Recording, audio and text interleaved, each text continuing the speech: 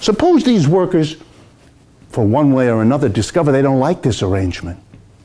They might decide one day to come into work and say, you know, you're a nice boss and all that, but we're not doing this anymore. You want us to work and add value of 100, we want the 100. Because we do it, we add the value, you give us the 100. And the employer says no, and things get kind of ugly. At that point, the employer has an option. Very interesting option. He can go and pick up the phone, and he can call a place in town. And he says, you know, I'm getting scared, and very quickly something interesting happens. A truck or a van leaves an office downtown filled with people in dark blue uniforms who come right to your workplace with a big stick and beat up on these people to help them change their mind. It's called the police. And for the capitalist to do what he does and be what he is, he has to have that phone there. And there has to be a bunch of people in blue uniforms, and there has to be a van, and there has to be an office, and that all costs money. Where do you think that comes from? That's another use of the surplus. He wouldn't be a capitalist very long. He's got to make sure that things are taken care of in this society. Let me give you an example. It's possible that these workers, let me be more blunt, that people like you in a job might encounter a person like me in a classroom, which would mean the next day when you come to work, your attitude might have changed. You would be beginning to understand that at the end of the day of a job that you've had, when you had that funny feeling and spoke to a person right next to you on the way out of the building, you feel vaguely, I don't know, ripped off. Yes, good, you got it. There's a reason why you do. You're actually paying attention. Most people in capitalism feel that way. It doesn't show up in the language. We have to disguise it, so we do. Here's an example. At the end of the working day, on your way home, you stop somewhere before you get home. And you stop in a place where you can sit down and have a drink. And the name of this experience in our culture is called happy hour, to help you understand what the previous hours aren't. It's your happy time, because the other 8 hours, to use another technical term, suck, don't they?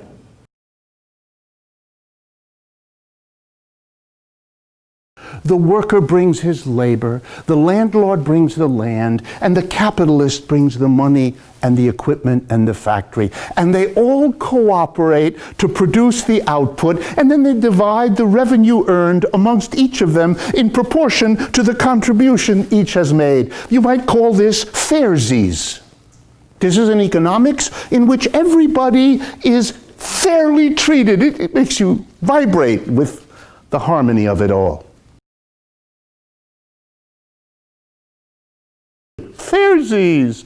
There's no surplus, there's no ripping off, you got nobody to be angry at. If you don't have more wealth than you would like, it's your own damn fault you didn't contribute more, so how can you expect to get more? It's wonderfully comforting.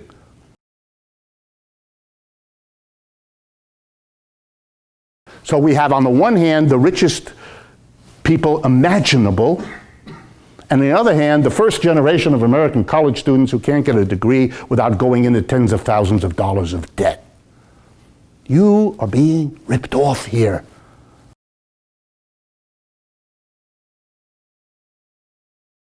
And that's what Marxism and socialism have always had as their first thought.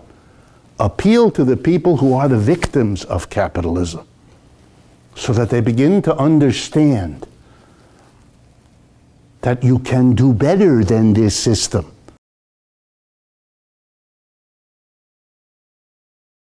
So when he sells the chair at 200, he's going to take 100 of it to replace the tools and equipment and raw materials used up in producing the chair. That's how he can keep on being a chair capitalist. That's how he can keep production going. He has to replace the tools, equipment, and raw materials he used up, doesn't he? Yeah, he does. I don't have the time to be Socratic because we don't have enough time. Okay, let's see. So out of the 200 worth of chair, you need to take 100 to replace what you used up. That leaves you with 100 after you sell the chair. What are you going to do with the 100? You could, here we go now, because this is the crucial part. You could take the other 100 and you could give it to the worker. Because after all, it was the worker whose labor added the 100 of value to this stuff to make the 200. You could, couldn't you? And the logic would be, gee, the worker added the value, he or she, here we go folks, should get it. Because he gave it. He created it. He made it happen, he should get it. Do you think that happens in capitalism? No, you don't, do you? We don't give the worker the value added.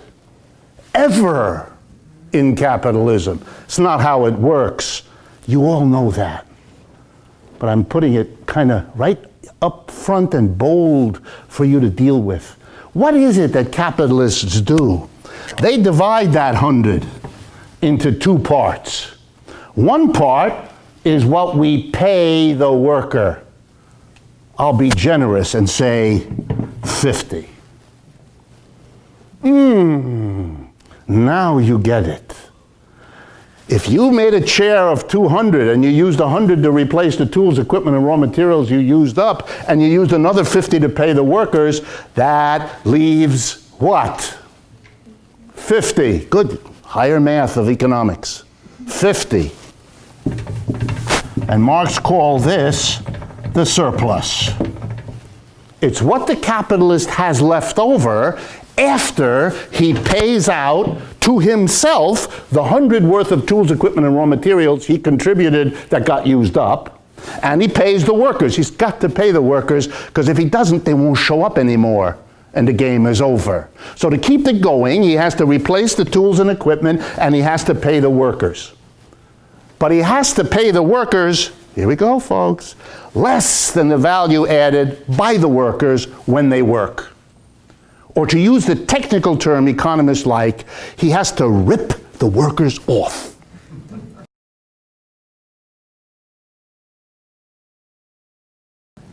He has to steal from them part of what their labor added. You know what the lesson here is?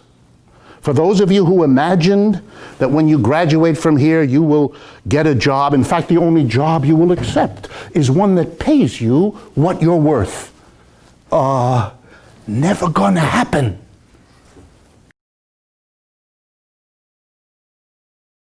Now let's follow the logic as Marx did. This is what a capitalist does. He brings 100 of what he's come to acquire somehow, we don't know how. And by the way, we never asked the capitalist quite how he got it, do we? It's really only, do you got it or do you not have it? And if you have it, you can be the employer. And if you don't, you can't.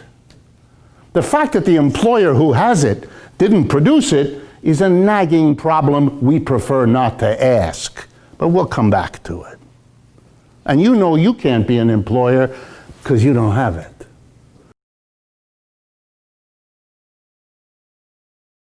You didn't get it.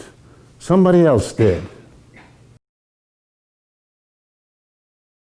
That 50 years of that repression, and that's what we've had, 50 to 60 years of it, leaves deep scars, deep absences, deep vacuums. And as I go along in this conversation, you will probably notice them. But I don't want you to feel bad about it. It's not your fault. You live in a society that is only emerging from 50 years of taboo, and you can't possibly know what no one had the courage to teach you. Because it wasn't a decision based on economics or knowledge or science or anything else. It was a decision based on fear. Economists think they found them, which is not to their credit. It's a problem. A person who acknowledges with appreciation all that one learns from Karl Marx, which I do. So be careful, for some of you. Don't tell your parents that you came to this session because it might upset them. I hope I'm kidding.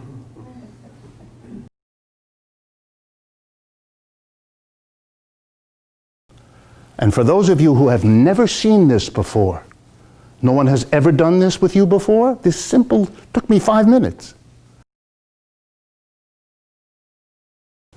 Now you get a taste of that repression that I talked to you about at the beginning. That's what happens in a society which is not allowed to think like this. So for some of you, maybe it's the first time. Let's continue. The workers hire the managers. That's right. I'm going to do that again. The workers hire the managers, not the other way around. At the end of the year, the workers get together, and if they think the managers did a good job, they keep their job. And if the managers didn't do a good job, they lose their job. Managers exist at the pleasure of the workers. Socialism now becomes this story, this surplus, but instead of the surplus going from one group of people, the workers, to another group of people, the employers, that's over. The implication of Marxist theory is that a new and different society is one that would say here, in this situation, the workers will still come to work, they'll still add 100 of value, they'll get 50 for themselves for their wages and their income, but the other 50, the surplus, they get that. They don't give that to anybody else. They take it and collectively, democratically decide what to do with the surplus they themselves produced. That's what socialism is about. That's the end of capitalism. No more capitalists. You preserve capitalism? Why? It rips you off. Fairsies.